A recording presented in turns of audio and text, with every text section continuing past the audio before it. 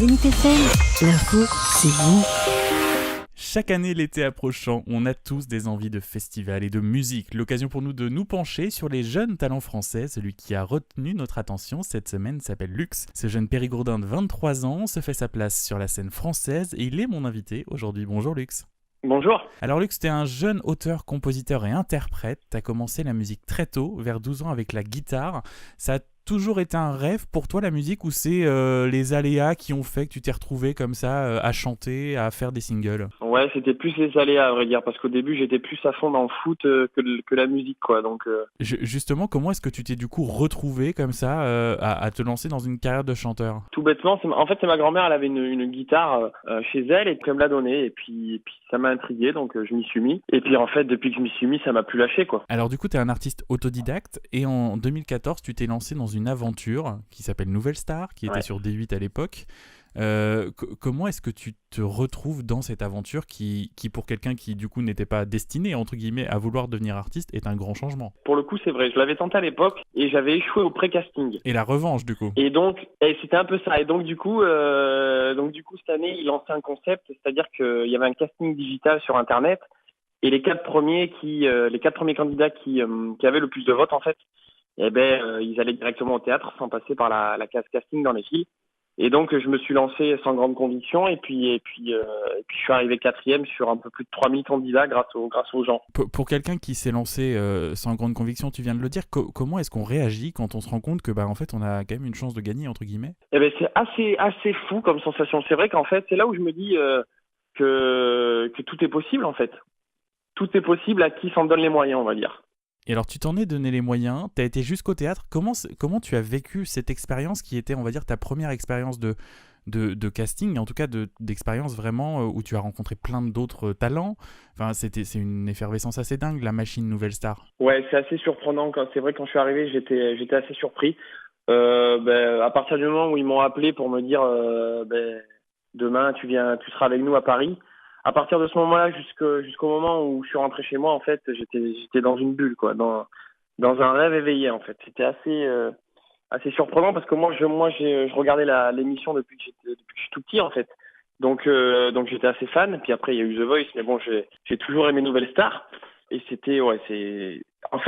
comment dire, c'est un rêve, voilà. Et alors justement, tu dis c'est un rêve, ça veut dire que tu aurais aujourd'hui encore l'envie de refaire d'autres émissions de ce genre? Et ça, c'est une bonne question. Je sais pas, à vrai dire.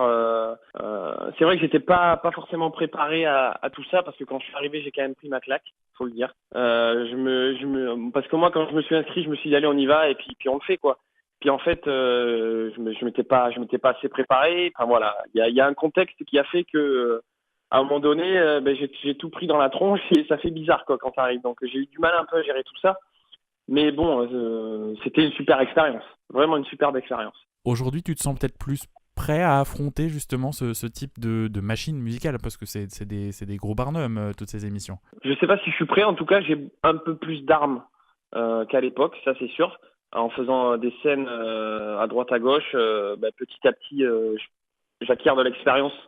Ça c'est évident. Donc c'est vrai que là, les dernières scènes que j'ai fait en première partie de Romain et Ghetto en mai à Toulouse et à Bordeaux, je me suis senti plus armé à vaincre mon stress en fait. Donc je sais pas si Nouvelle Star ça fait partie du parcours initiatique.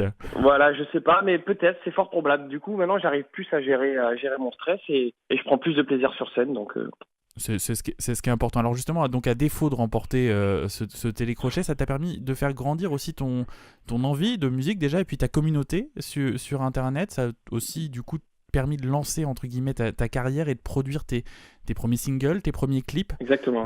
Comment est-ce qu'on réagit quand on se rend compte qu'on est soutenu entre guillemets par des gens qui ne nous connaissent que de quelques minutes sur Internet? On se rend pas compte en fait, parce qu'au début on fait de la musique par YouTube, on met des musiques en ligne sur iTunes, sur Deezer, mais on voit les gens sur les réseaux sociaux, mais on se rend pas bien compte en fait. Et la première fois que je me suis rendu compte, c'est quand j'ai fait justement les premières parties de Romain. Là, ça a été assez extraordinaire parce que je me rends compte que les gens me connaissent en fait. Ils sont pas des milliers, mais même ne serait-ce qu'une dizaine. De savoir qu'ils te suivent, c'est incroyable. À chaque fois, ça me fait une sensation incroyable. Parce que je me dis, en fait, ces gens-là, ils connaissent mes chansons, ils connaissent mon parcours, alors que je suis pas avec eux au quotidien, je suis avec eux par le biais des réseaux sociaux, quoi. Donc c'est sûr que quand on les rencontre, ça fait chaud au cœur. Alors justement, tes chansons, on va en parler. Tu as eu pour l'instant 2 premiers singles qui étaient très mélancoliques. Ouais. Et puis un dernier qui est, on va dire, un peu plus pop, qui sent l'été. Comment est-ce que tu définirais aujourd'hui tes envies musicales ? Eh ben, c'est une bonne question. C'est vrai que en ce moment, je me cherche beaucoup. Voilà, j'arrive à un stade où, j'ai fait 3 singles, j'ai exploré plusieurs choses, je suis quand même resté dans un univers très pop folk, variété. Et à l'heure actuelle, j'aimerais affiner encore cet univers-là, mon univers artistique. J'aimerais des textes plus profonds, des mélodies plus frappantes. Et donc j'arrive à un stade où, en fait, je me cherche un peu. Je suis un peu dans d'une période de flou artistique, on va dire. C'est-à-dire que je continue de travailler, mais je me laisse pas de limite, en fait. Je me dis que on verra bien ce qui se passe à l'avenir et peut-être que je changerai de direction sans trop en changer, évidemment, mais peut-être que j'affinerai encore un peu, quoi. Et alors justement, pour ce 3e single, tu as fait appel au crowdfunding pour financer le clip, entre autres, et tu as, mine de rien, récolté plus de 5 000 € en 2 mois. Ouais, c'est assez fou, ouais. Des fois, je me rends pas compte, en fait. Comment est-ce que tu as vécu justement toute cette expérience, aussi bien pour monter ce beau projet que le tournage après du clip ? Parce que, alors on va mettre le lien bien évidemment sur notre site web, le clip est juste dingue, le spot que Merci vous avez beaucoup, trouvé ouais. est juste à mourir, on a tous envie d'y aller. Comment est-ce que tu as vécu tout ça, justement, cette nouvelle aventure cofinancée par tes fans ? Eh ben, comment j'ai vécu ça, c'est fou, comme d'habitude. Les gens sont là, les gens répondent présents. Pour le but du jeu, on avait fait ça aussi pour le premier single. Et on avait récolté un peu plus de 2 000 €, donc c'était déjà incroyable. Là, on revient avec un système de crowdfunding sur le 3e single et on récupère 2 fois plus, quoi, 5 000 €. Mais c'est vrai que quand je me suis lancé, moi, je savais pas tout ça, je pensais pas à tout ça. J'y croyais naïvement, mais jamais je me suis dit ça va se réaliser. Et puis ça s'est réalisé grâce aux gens. Donc encore une fois, je les remercie du fond du cœur parce que sans eux, tout ça, ça n'existerait pas, quoi.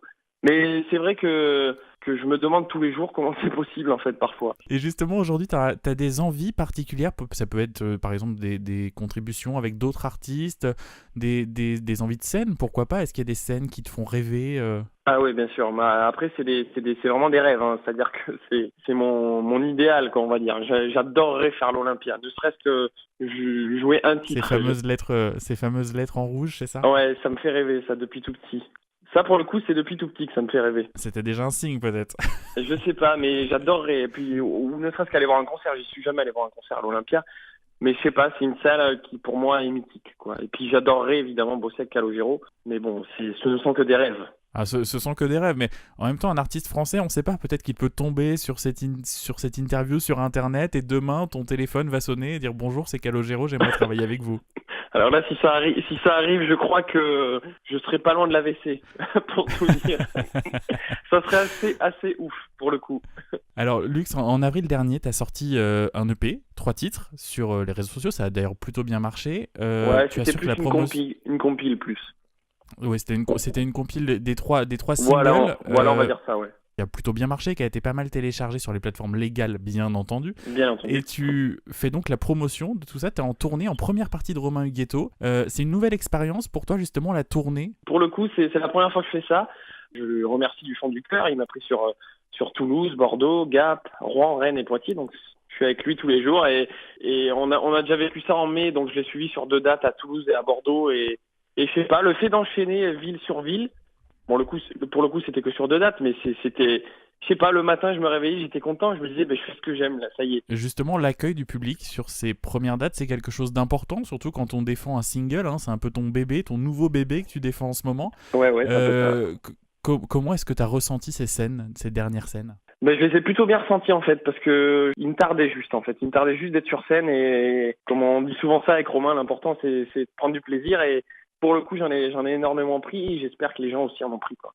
Et vous en prendrez à coup sûr. Tu seras en première partie de Romain. Ce sera à la Lanterne à Rennes le 8 juillet prochain. Une salle en plus qui est géniale parce que c'est très intimiste. Le public est très proche de vous. Donc ça vous permettra justement de bien partager avec le public. Tu sais déjà ce que tu prépares au public de Rennes ?